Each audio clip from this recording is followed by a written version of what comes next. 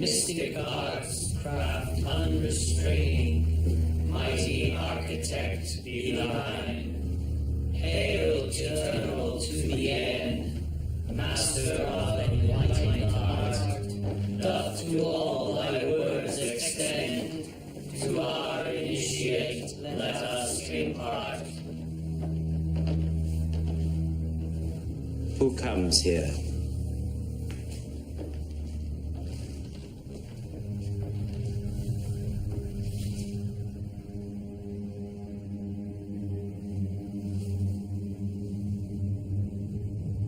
Mr. Bernard, who has long been in darkness and now seeks to be brought to light. Having been in a state of darkness, what is the predominant wish in your heart? Light. Then let that blessing be restored. In thy presence doth this man be lying, begging for thy love undying, so mote it be. Great architect of the universe, grant that this candidate for masonry may so dedicate and devote his life to thy service. May he be assisted by the secrets of our Masonic art and enabled to display the beauties of true godliness. So mote it be. So mote it be. I most solemnly swear my devotion to the secrets revealed, obedience to the craft, and loyalty to this lodge, binding myself under no less penalty than to have my throat cut across, my tongue torn out, and my body buried in the sea. So help me God. Brother Initiate, it is with great pleasure that I extend to you, on behalf of the craft, a hearty welcome.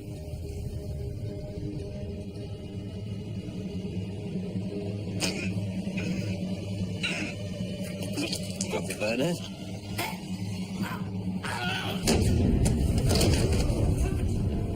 Is Brother Junior Stewart here? Bloody hell, he stopped breathing. He's dead. Brother Senior Stewart? Yes, sir. Send for Detective Murdoch. Tell him there's a crime scene in King Solomon's Temple.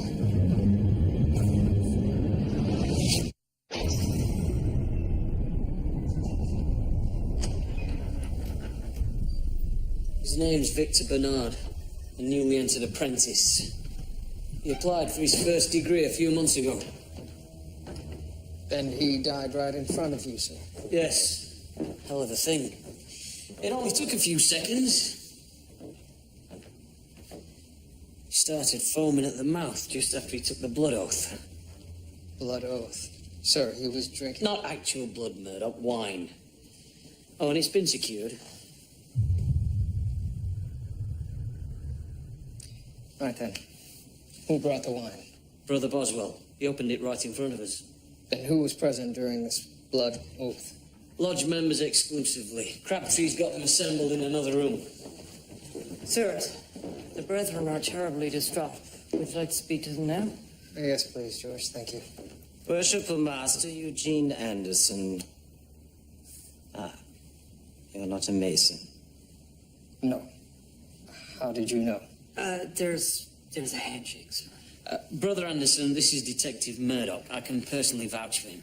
I understand that we need your detective here, Brother Brackenreed. However, we would all feel more comfortable if your superior brother were to lead the investigation. You are joking. Brother Crabtree, you may supervise police proceedings within the lodge. George, are you superior to the inspector here? Yes, sir. Mason can advance to the 3rd degree of Freemasonry by choice. After that, a brother must be expressly invited to ascend to the next level. And... Brother Brackenreed's offenses have kept his invitations at bay. Contemptuous language, general disobedience. Contemptuous language, mostly. It's all bollocks, of course. This is ludicrous. I'm his superior. Not in here. Brother Crabtree, the night is getting long. Let's get on with it. Yes, Brother Crabtree. How do you suggest we proceed? I suggest we send for Dr. Ogden, make sure the brethren are cooperative, and let Detective Murdoch do his job. Very well. Brother Anderson, I should also like to pass the reins of the investigation back to the inspector. Ah, right. Excellent decision. Very well, then. Where shall we begin? With you, sir.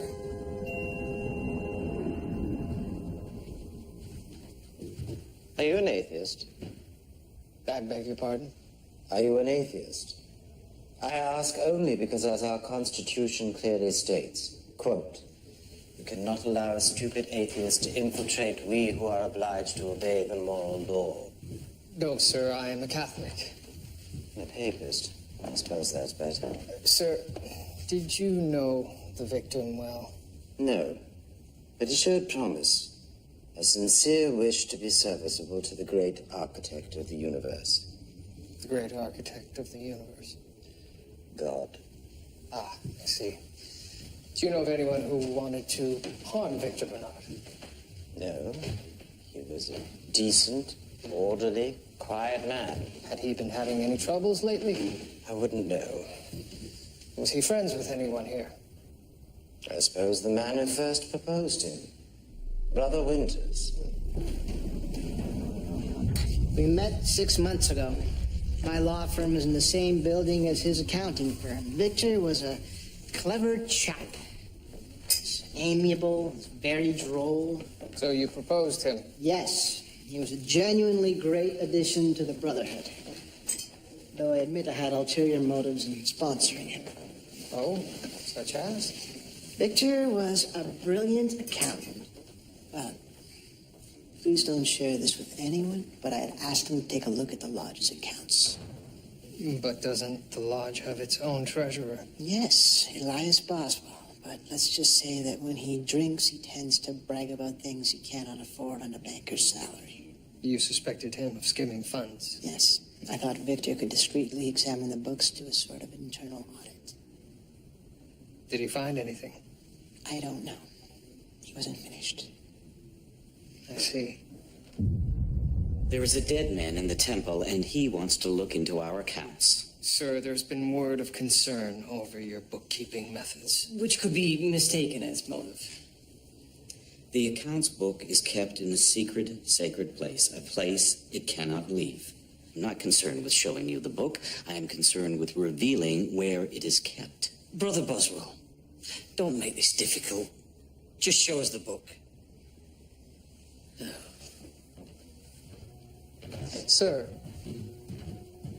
these shapes, what do they mean? I've seen them throughout the lodge. Well, according to history, the architect for each lodge incorporates the symbols into the design. It's called the Masonic cipher. Ah, cipher. So each of these shapes has a corresponding letter. That's intriguing. Sirs, you must come. He's taking us to the Hiram room. The Hiram room? Bloody hell. The Hiram room. Sir, the Hiram room was named for Hiram Abbott. He was the legendary chief architect of King Solomon's Temple. He was murdered for refusing to divulge the Master Mason's secret password. Which is? Oh, sir, I couldn't possibly tell you that. Where I am about to show you, you must share with no one, particularly the others. They will not be pleased to learn that I let you see this. The others, sir? Only 33-degree Masons have access to the room. We have 3 of them. Brother Boswell is one, the other 2 are away overseas. But what about Anderson? I thought he was the head poobah. Brother Anderson is a worshipful master, but he's not nearly a 33rd degree Mason. Degrees and positions at the lodge are separate affairs. And really, Murdoch, Poobah, this isn't Gilbert and Sullivan. You are all sworn to secrecy, especially the papist. Excellent.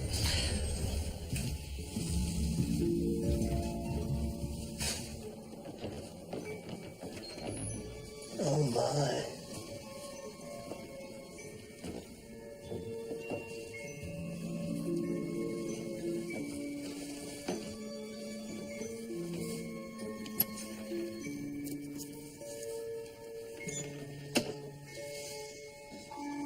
The accounts book You requested.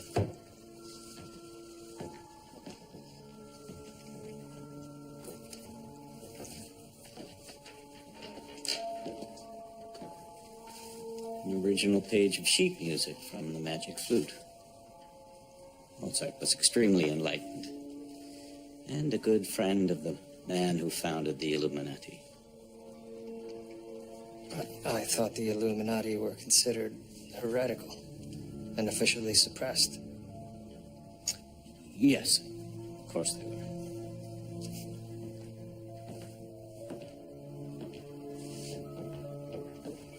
Gentlemen, no disrespect intended, but do either of you know anything about accounting? Well, we've got dues paid, initiation fees, charitable association deposits, and not one withdrawal over $10. From my understanding of the lodge's practices, sir, these look to be in order. That will be Dr. Ogden.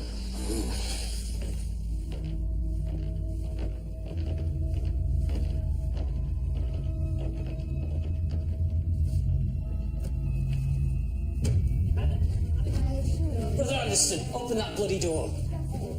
Absolutely not. There's a woman out there. It's Dr. Ogden. She must come in. This is outrageous. We have accepted your papers as a visitor. But to ask us to allow this woman to set foot in Excuse the me, great brothers. hall, Let her in. it's too much. Sir, a coroner must tend to the body, and Dr. Ogden is second to none. At the very least, she should swear an oath of secrecy.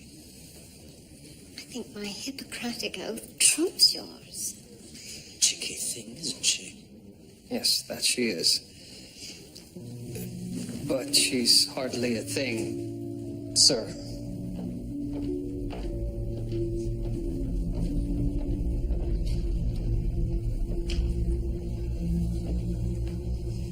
Any initial thoughts, Doctor? It's quite flushed. It could be a reaction to something. His tongue is engorged. From the bloody foam around his mouth, I suspect his throat is swollen shut as well. He died of asphyxia then. Yes, from poison it would seem.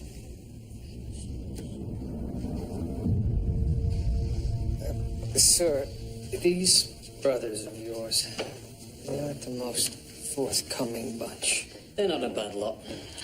We do a great deal of work for charity, even though I do admit the rituals are laid on a bit thick. Ah, yes, the blood oath. And this from a man who drinks the blood of Christ every Sunday morning.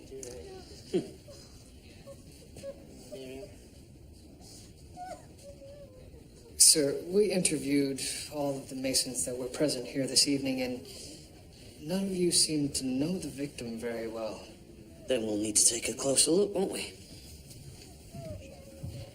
Yes, we will.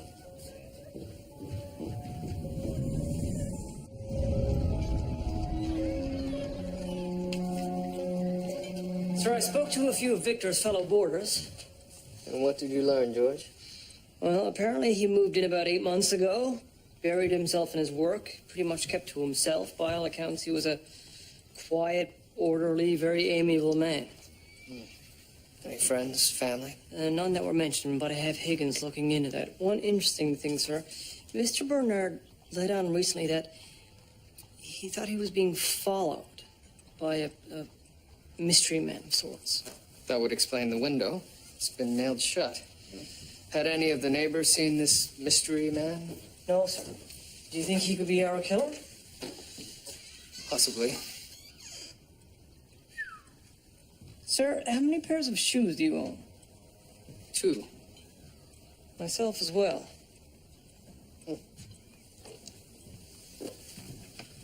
These were made in Italy. The craftsmanship is sublime. George, do you recognize any of the men in this photograph? Oh, friends from his hometown? Wherever that is. Have you seen anything that would accommodate this key, George? I haven't, sir. I hope the inspector's having better luck with Mr. Bernard's employer. I'm afraid not. Victor Bernard joined Ashton and Associates Accounting Company about 7 months ago. Apparently a first-rate accountant with a real flair for numbers. And let me guess, he was described as quiet, orderly, and amiable. Yes, almost to the letter. Sirs, I've just been down to the city registry office. There's no record of Mr. Bernard beyond 8 months ago. Well, he didn't just appear out of thin air, did he? Sirs, Dr. Ogden has requested an immediate audience with all of you. Do you have something for us, Doctor? Yes, as I first suspected, Victor Bernard died of some sort of toxicity. He was poisoned. Other than the wine, the stomach was empty, so no poison was ingested prior to the initiation. And there was no indication of puncture wounds or inhalation of gas. As fascinating as this is, Doctor, did you really need to drag us all down here? Yes, I think I did. There's one more very important fact you're going to need to know.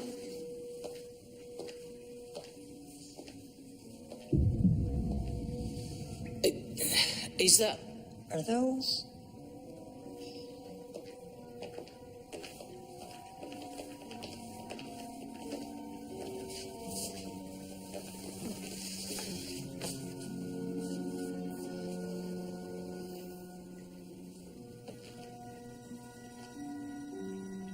You mean to tell me that... Gentlemen, Victor Bernard was a woman.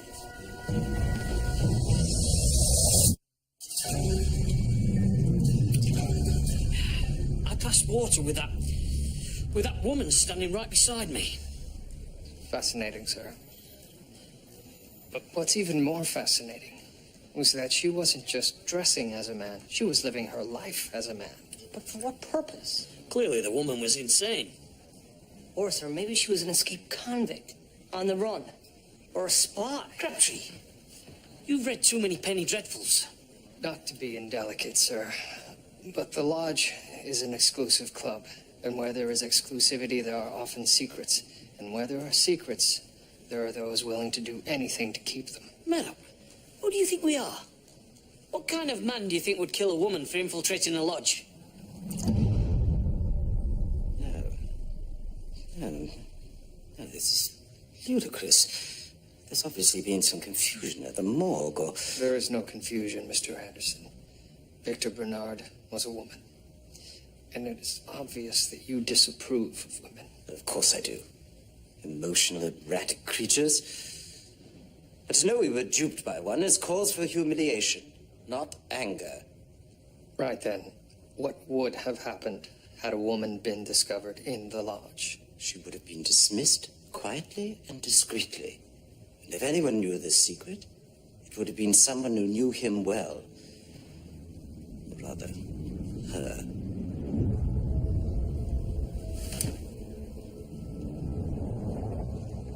I don't understand. I saw Victor several times a week. He dined regularly at our house. And all this time you'd spent with her, you had no idea she was a woman. No, never. You say Victor dined at your home frequently. Perhaps Mrs. Winters sensed something? Miriam and I have no secrets. None. But perhaps when you discovered her secret, you felt betrayed. After all, you had been great friends with a man who turned out to be a woman. Damn it, sir, a friend of mine just died. I wouldn't. I couldn't. Apparently she was being followed. Did you know that? No. It appears I didn't know much at all. What are we looking for, sir? We need fresh eyes on this, George. While investigating the murder of Victor the man, we may have missed something significant about Victor the woman. I know exactly what we missed, sir. Oh? The shoes. I mean, not the shoes themselves, but the sheer number of shoes. My 16-year-old cousin Penny has an obsession with fashionable footwear. Sir, I think all women share a strange fascination with shoes. Surely that's an exaggeration, George. I wouldn't be sure, sir. Wait, George. Something's different.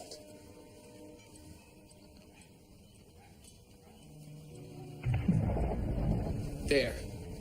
The picture of Victor and her friends. It's gone. The man with the cane. George, we may have just passed our killer in the stairwell.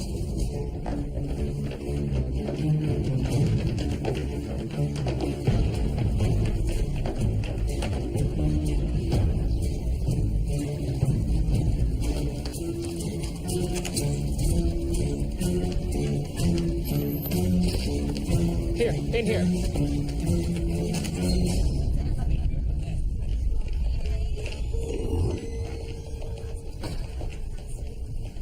Carry on down the corridor, George. I'll check out these rooms. Sir.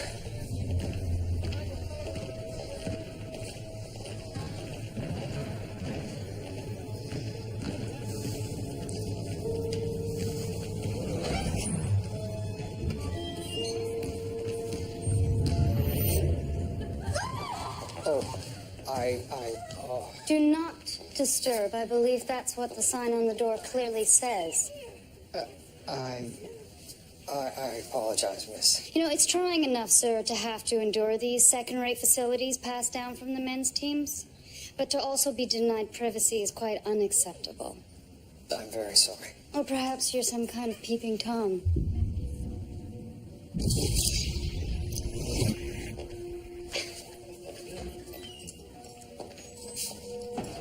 Sir, there's no sign of, Excuse me. George, come here. Just give us a moment.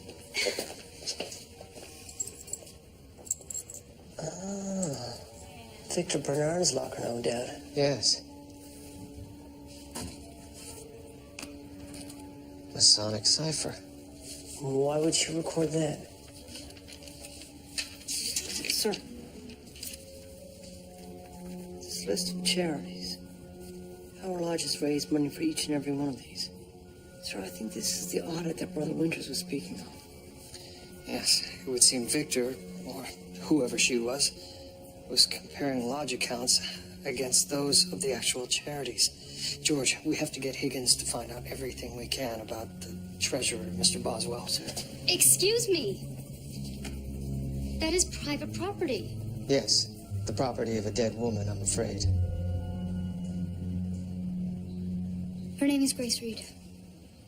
You know she died in a Masonic lodge, dressed in men's clothing. Yes, how strange.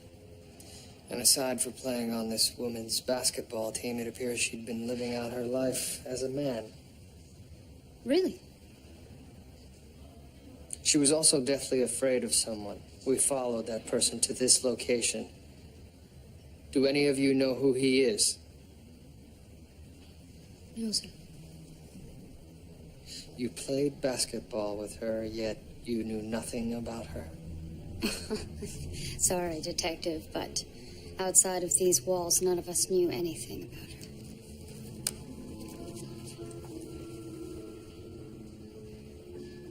They're lying. All of them. So let me get this straight. A man in the lodge is killed, only this man turns out to be a woman who is somehow connected to a women's basketball team who seem to be hiding something. And the thing connecting the two of them is a mystery man with a cane. With a goatee, sir. It's complicated, to be sure. Complicated? Complicated? It makes no bloody sense whatsoever. Now, if these basketball girls do know something, let's drag them down the station and let's scare the living daylights out of them. A subtler approach might be more effective with this, sir. Perhaps we could send someone in undercover. That's a good idea. But who?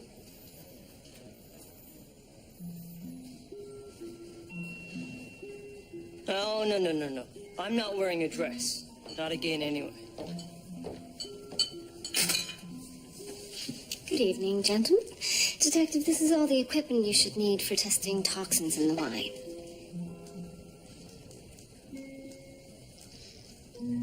Julia, have you ever played basketball? As a matter of fact, I have. Why do you ask?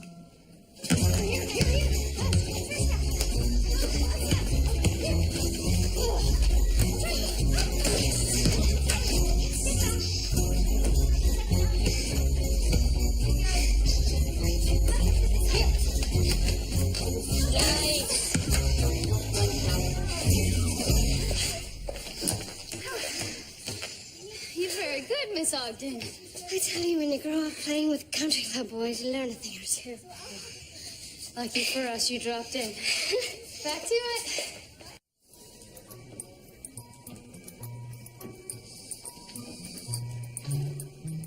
Ah, the Masonic cipher. Decoding something, sir? Yes, and according to her notebook, so was Grace Reed. She was particularly interested in these 5 symbols. Well, that shouldn't be too difficult. 5 symbols, 5 letters. 120 permutations. Very good, George. But it's more complicated than that. For instance, this symbol could represent a P, but depending on its orientation, it could also be a T, a V, or an N. So, sir, if each of the 5 symbols potentially represent 1 in 4 letters, there must be thousands of variations. Over 2 quintillion, George. Sir, I think we're gonna need a bigger blackboard. Julia Ogden, have I understood you correctly? You're an unwed doctor living alone. Yes. A modern-day bachelor girl. Well, I think that's about the most blissful thing I've ever heard. Father would rather see me married, bored, and unhappy than living a life so free. He barely tolerates my secretarial work at the law office. It was a bit of a battle to be where I am, but I have no regrets. The men with whom you work, and they think you brazenly improper. Who knows what they think? How true. Julia, would you be interested in coming on a little adventure this evening? Just a little fun amongst us girls.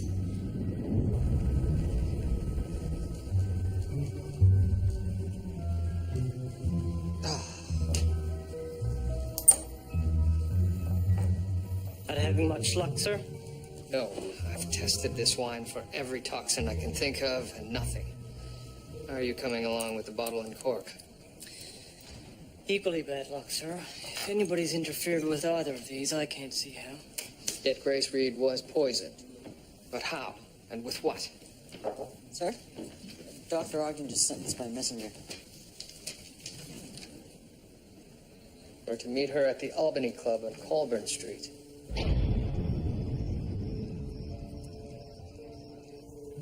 Sir, this is a gentleman's club. Are you sure Dr. Ogden meant the Albany? That's what Higgins wrote down. Guests of Dr. Ogden's.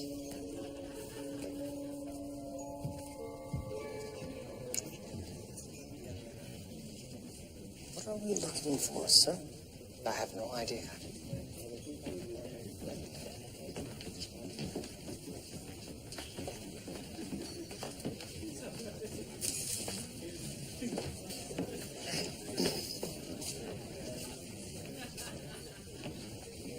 Have either of you a light?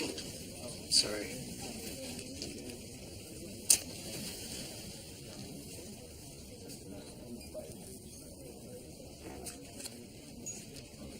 Thank you. Not at all.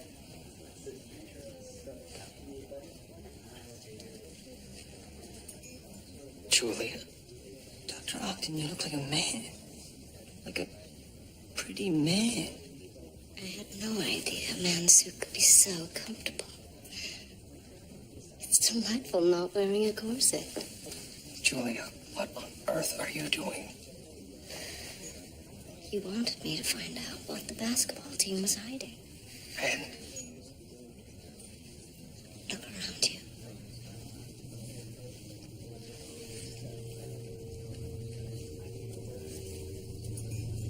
Look closely, will you?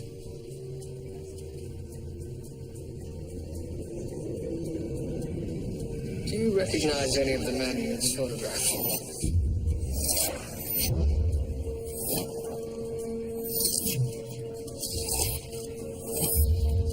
The women's basketball team.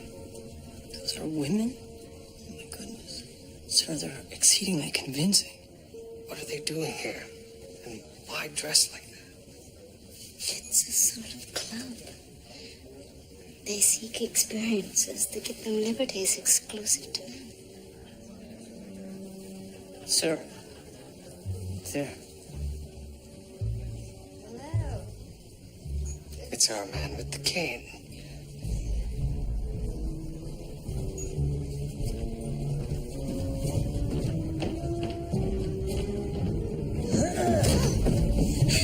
That's enough.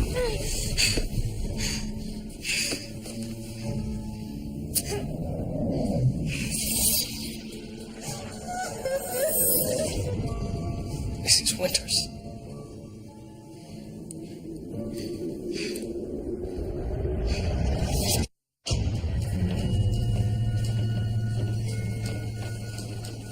Mrs. Winters, if you'll follow me, please. Where are you taking her? The rest of you, please have a seat. I have some questions about Grace Reed's murder. Doctor, Yes, Inspector. let's talk in my office, shall we? You too, Murdoch. Junior? You rat. Well, it's obvious. This lot either killed Grace Reed or at least had something to do with it. In a Mason's lodge, I don't see how that's obvious. They did lie to me. They were afraid. Most of them have husbands, fathers, even mothers who would disown them for doing this. I don't understand it myself. The Temperance League, the Suffrage Association, feminists. And now this. Wearing suits as if dressing like a man will make them one.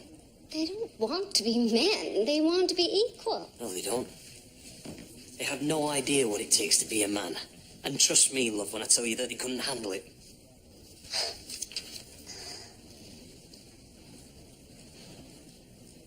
Have you anything to say, William? Yes. I believe these women are our best key to finding out how and why Grace Reed died. We need to speak with them. Right. Let's get on with it.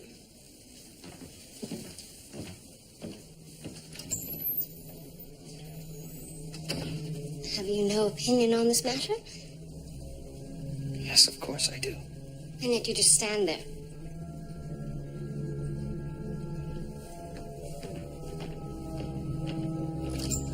Am I in trouble? Mrs. Winters, I need to know why you were following Grace. I wasn't. I saw you in her boarding house. Only to get the photograph back, so no one would discover our secret. Prior to her death, someone had been following Grace. Was it you? No, not Miriam. Someone else was following Gracie. Who? I don't know, but she was being followed. And then when she was murdered, we were afraid we might be next. Is that why on the night of her death you didn't tell us that Grace was a woman? Yes. Plus, my husband and all his brethren were there. I couldn't risk the social outrage it might cause. If dressing as a man is so outrageous, why were you doing it? When Leonard introduced me to Victor, I somehow sensed he was a woman. She opened the door to a world I had never known. We lunched together, and we took long walks, and the respect she commanded as a man. It was so freeing, in a way that, well, they'll never understand.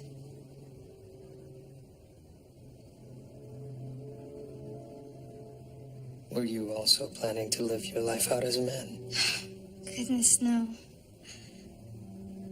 Victor was the only one so serious about it.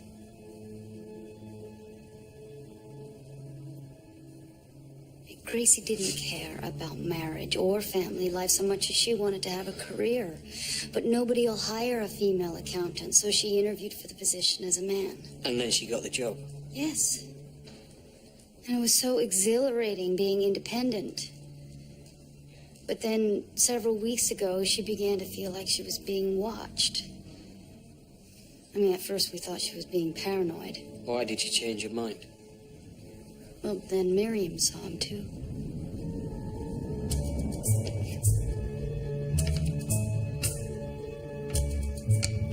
Victor and I were lunching on King Street when she pointed him out.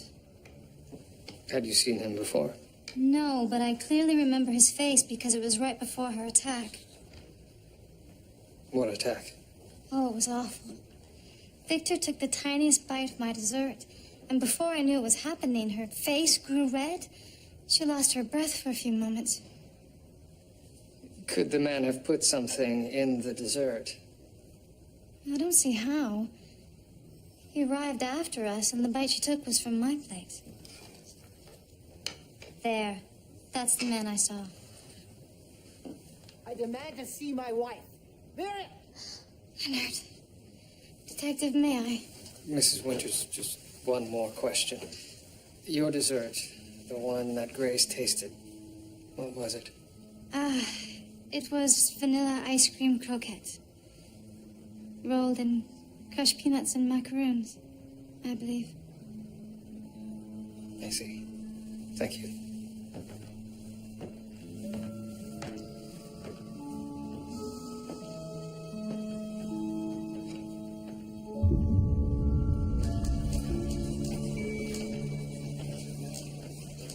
Miriam?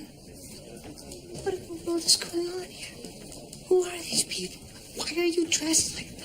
Leonard, please don't be angry. These are my friends. What kind of friends? Well, it's a club of sorts. Victor introduced me. Can you get this from me? Victor's true nature, this secret club? Yes, Leonard, a secret club. Just like your secret Mason's club, and your secret gentleman's club, and your secret country club. Miriam, please. I never meant to keep anything from you. Nor I. Leonard, please take me home. This is our mystery man. Do either of you recognize him? No? Crabtree? No, sir. We should show this to our fellow brethren. I'll call an emergency meeting. Where's Dr. Ogden? I need her help in testing something. Another poison? Not quite. Peanuts? You think this she-man died from peanut poisoning? It's a possibility. I can't think what else would be. Ice cream and macaroons seem even less likely. So death by peanut is what you're proposing? It would be exceedingly rare. However, I have read material that supports theories of hypersensitivity to food. Peanuts are rare enough on their own, so to be sensitive to them seems highly unlikely. Well, there are no traces of peanut protein in the wine. There you go. Unless we're testing the wrong piece of evidence.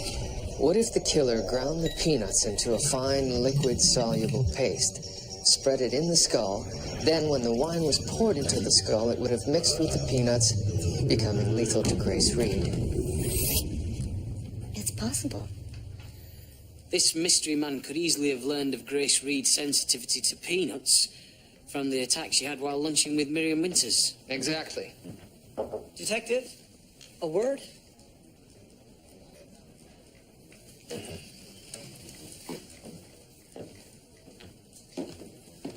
What is it, George? Sir, I had Higgins look into Elias Boswell. He has not one, but 3 bank accounts.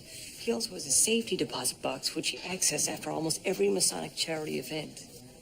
So he was skimming funds from the lodge. Yeah, and not just for himself. He has a woman of loose character that he keeps on the side, pays for her apartment. Detective. Oh, and sir, your copy. Thank you, George. Good work. There is peanut residue in the skull. Gentlemen, this is your murder weapon. A murder weapon that was kept exclusively at the lodge. So now we have a Mason who had access to the skull and a killer who knew of Grace Reed's sensitivity to peanuts. Let's hope someone recognizes him. I've never seen him. Nor I. Please, look closely, brothers. This could be Victor Bernard's killer.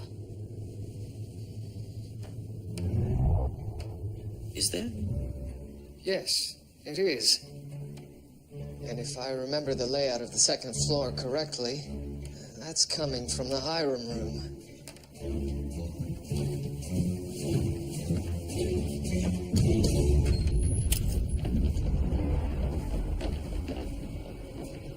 morality of our temple has been tested. The great architect of the universe's vengeance is upon us. Anderson, shut up. Gentlemen, please step back.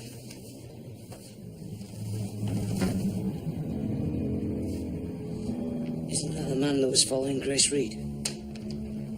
Yes, sir, I believe it is. So that's our killer. It seems so.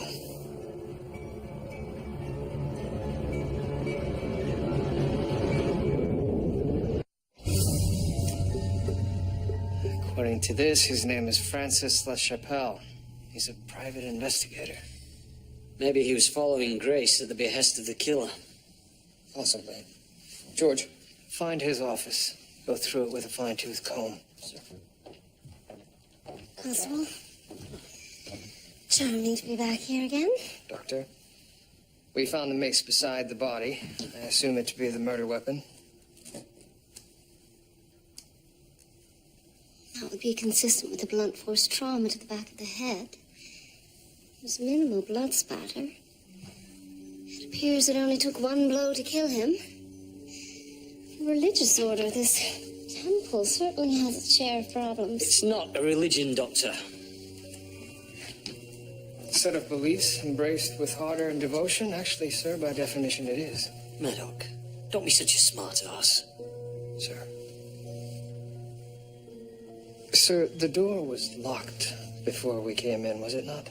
I know what you're thinking. Only one man had access to the room. The man who let us in.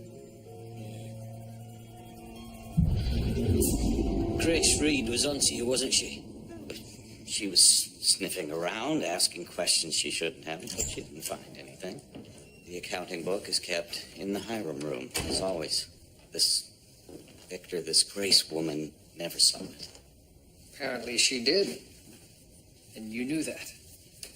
So you put LaChapelle in the case, and the two of you killed her in the lodge.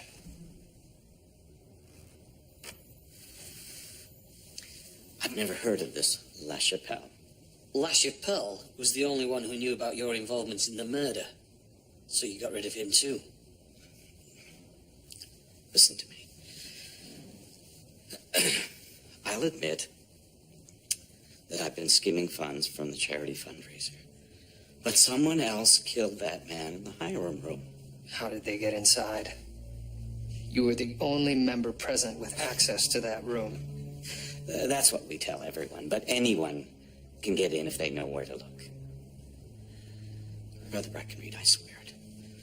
I swear it on the name of the great architect of the universe. Great architect of the universe.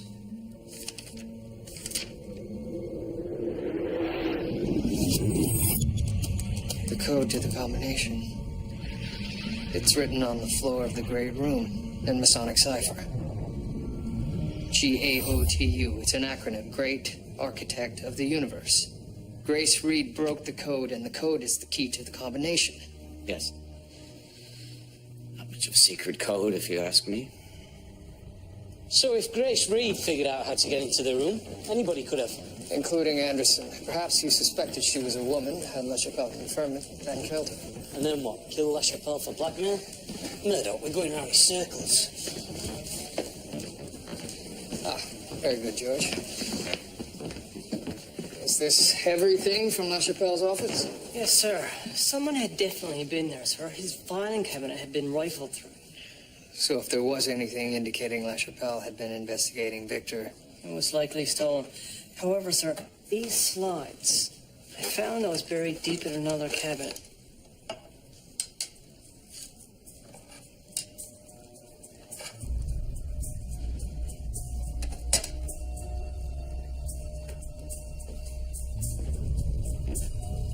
Take a look at this, George. Sir, it looks like Victor and she is sitting with someone. Let's find out who, shall we?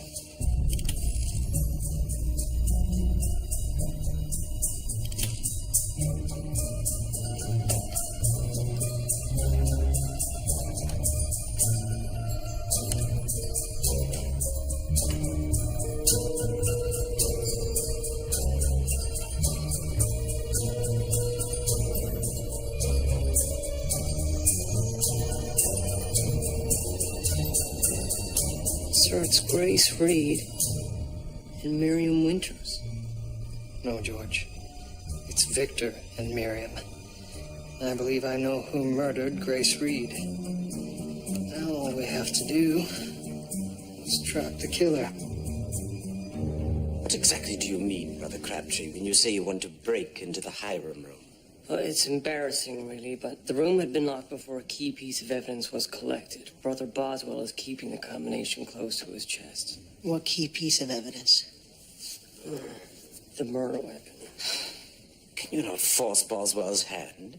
It would be blasphemous to smash one's way into any room at the lodge, never mind the Hiram room. When are you planning this? Sometime tomorrow. I can see the constabulary's dilemma. I don't like this one little bit. Brother Anderson, it would help us catch a killer. Fine. Permission granted if you must.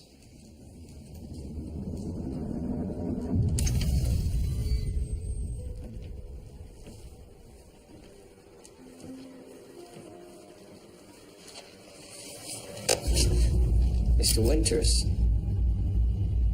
you are under arrest.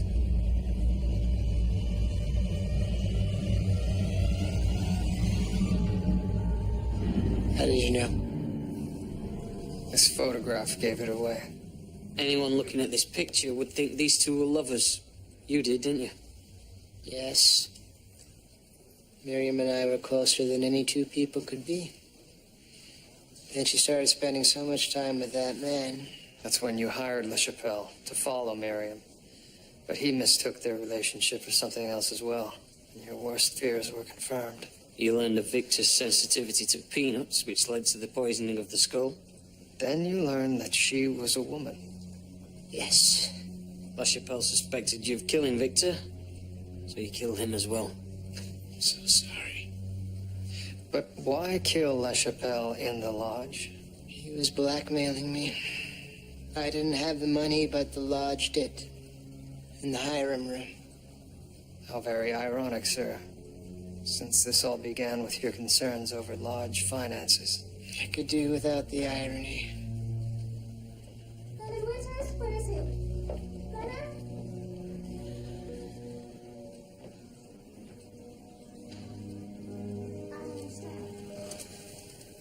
I can't see her now. I can't see her face when she learns what I've done. Please, let me speak with him. I'll speak with her. Sit down, Leonard.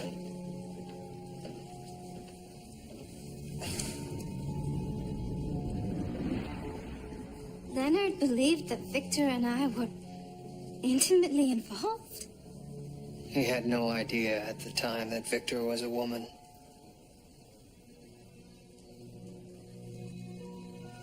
I never should have kept that secret. Then he never should have doubted me. Unfortunately, his jealousy overcame him. So because of jealousy, I've lost both the love of my life and my best friend. I'm terribly sorry. Leonard once told me that the biggest difference between men and women was that men can keep a cool head. Women cannot. What do you make of that?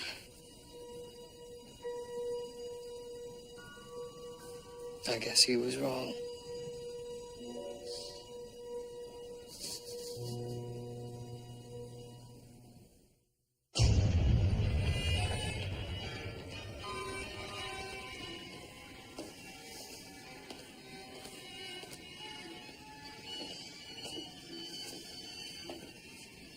Am I interrupting? No, I'm just catching up on my reading. I'm quite interested in this hypersensitivities to food. Obviously, to some people, the peanut can be extremely harmful. Fascinating.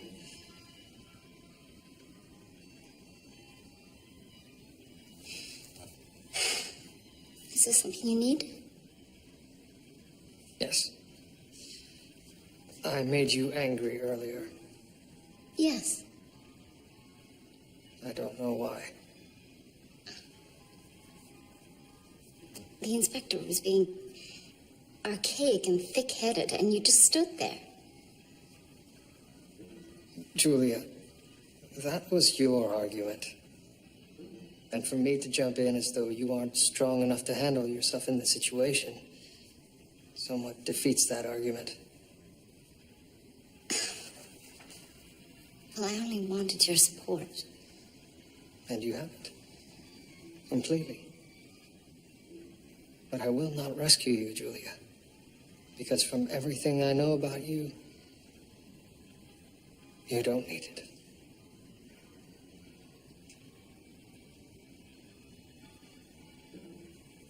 Your logic is infuriating. Just a little bit winsome.